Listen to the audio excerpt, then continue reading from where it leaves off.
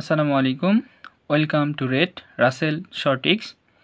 আজকে আমরা কেমিস্ট্রি দ্বিতীয় পার্টের তৃতীয় অধ্যায়ের যে পিপিএম রিলেটিভ ম্যাথগুলো আছে সেগুলো সলভ করার চেষ্টা করব।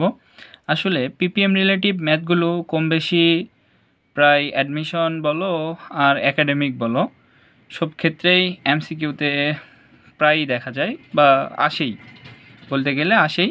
এই পিপিএম নির্ণয় করার জন্য আমরা আজকে 3 ধরনের টেকনিক শিখব।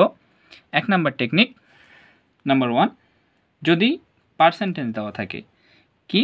যদি পার্সেন্টেজ দেওয়া থাকে, পার্সেন্টেজ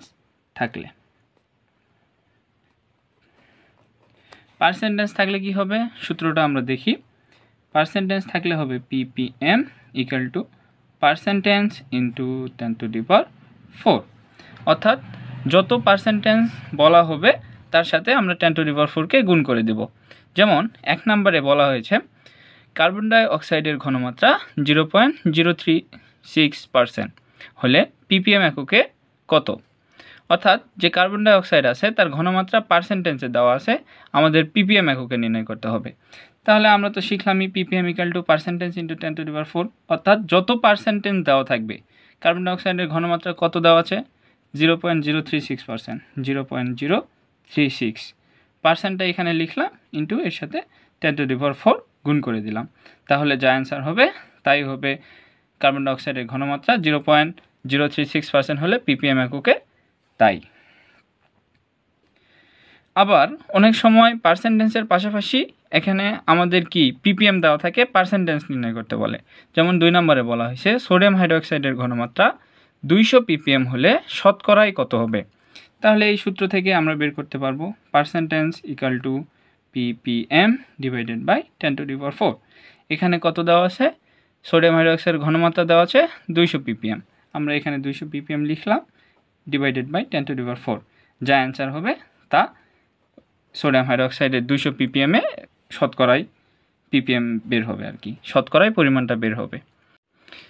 আবার 2 নম্বরে শিখব যদি ঘনমাত্রা দেওয়া থাকে, আণবিক ভর দেওয়া থাকে, সেক্ষেত্রে পিপিএম কীভাবে বের করব। সেই ক্ষেত্রে পিপিএম নির্ণয় সূত্র হবে ppm equal to S into M into 10⁻3। এখানে এস হচ্ছে ঘনমাত্রাটাকে সবসময় আমরা মোলারে নির্ণয় করব। আর এম কি? এম হচ্ছে ওই যৌগের আণবিক ভর বা পারমাণবিক ভর ইন্টু 10⁻3। এটা হচ্ছে 2 নম্বর সূত্র।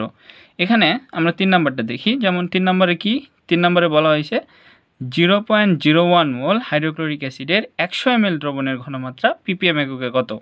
এখানে কি দেওয়া আছে 0.01 মোল, তার মানে এখানে ঘনমাত্রা এস দেওয়া আছে।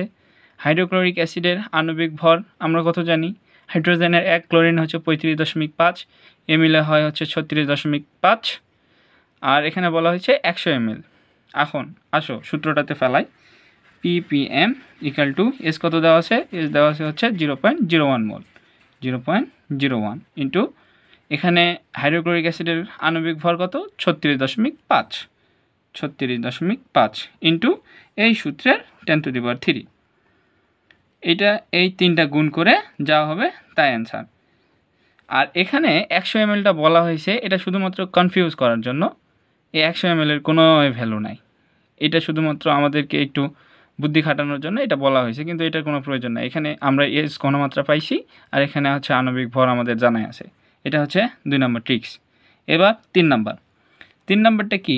3 নম্বরটা হচ্ছে যদি অনেক সময় কি ঘনমাত্রাও থাকে না, আণবিক ভরও থাকে না, সেই ক্ষেত্রে পিপিএম নির্ণয় কীভাবে করব। সেই ক্ষেত্রে পিপিএম নির্ণয় করব হচ্ছে W/V ইন্টু 10⁶। W কি? W হচ্ছে ভর, মানে কত গ্রামে দেওয়া আছে ভর। আর ভি কি? ভি হচ্ছে পরিমাণ কি লিটার এককে। হ্যাঁ, যেমন 4 নম্বরটা দেখি। 1 লিটার পানিতে এত গ্রাম অর্থাৎ 0.1 গ্রাম সোডিয়াম ক্লোরাইড থাকলে পিপিএমে এর মান কত 1 লিটার পানিতে, মানে এখানে কি দেওয়া আছে ভি দেওয়া আছে। আর 0.1 গ্রাম সোডিয়াম ক্লোরাইড, 0.1 গ্রাম কি এটা পরিমাপ দেওয়া আছে কত, এটা হচ্ছে W। তাহলে আমরা কি এই সূত্রতে ফেলাইতে পারি। এখন উপরে W কত, W হচ্ছে 0.1 গ্রাম, 0.1 আর ভি কত? ভি হচ্ছে 1 লিটার, এখানে 1 ইন্টু 10⁶। এখানে দুইটা গুণ করে যা হবে তাই হবে অ্যান্সার। এই তিনটাই হচ্ছে নিয়ম আর কি, আমরা যাকে শর্ট ট্রিক্স বলতে পারি, তিনটাই শর্ট। এখন এই 5 নাম্বারটা আর 3 নাম্বারটা হচ্ছে সেম। 5 নাম্বারটাও কি বলা আছে, এজ দেওয়া আছে 0.1 ml আর সোডিয়াম বাইকার্বনেট। এখানে সোডিয়াম বাইকার্বনেটের আণবিক ভর হচ্ছে 106, দ্রবণের ঘনমাত্রা ppm নির্ণয় করো। আমরা এই সূত্রেই ফেলাই দিতে পারি, হচ্ছে 0.1 এস এর মান আর হচ্ছে আণবিক ভর দেওয়া আছে 106 ইন্টু 10⁻³ তাহলে আমরা কয়টা শিখলাম? 3টা শিখলাম। 1 নাম্বার, যদি পার্সেন্টেজ দেওয়া থাকে তাহলে কিভাবে ppm নির্ণয় করতে হয়। 2 নাম্বার, যদি আণবিক ভর দেওয়া থাকে, ঘনমাত্রা দেওয়া থাকে তাহলে কিভাবে বের করতে হয়। আর 3 নাম্বার হচ্ছে যদি পরিমাণ এবং কত লিটার পানিতে বা কত গ্রাম দ্রবীভূত আছে ওইরকম করে বের করতে বললে আমরা এই সূত্র ব্যবহার করে বের করতে পারি। এখানে যতই পার্সেন্টেজ বলুক না কেন, 10%, 20%, 30%, যেটাই বলুক, শুধু পার্সেন্টেজের জায়গায় ওখানে 10 লিখবো আর ইন্টু 10⁴ দিয়ে গুণ করে দেব, তাহলে এটা হয়ে যাবে। আর এটা তো আণবিক ভর দেওয়া থাকবে, ঘনমাত্রা দেওয়া থাকবে, 10⁻³ গুণ করে দেব। আর তৃতীয় নাম্বার হচ্ছে ভর দেওয়া থাকবে এবং পরিমাণ দেওয়া থাকবে, তার সাথে 10⁶ গুণ করলে এই ppm বের হয়ে আসবে। আশা করছি তোমরা বুঝতে পারছো। নতুন নতুন ভিডিও পেতে ফেসবুক পেজটাকে ফলো করে দাও। ধন্যবাদ।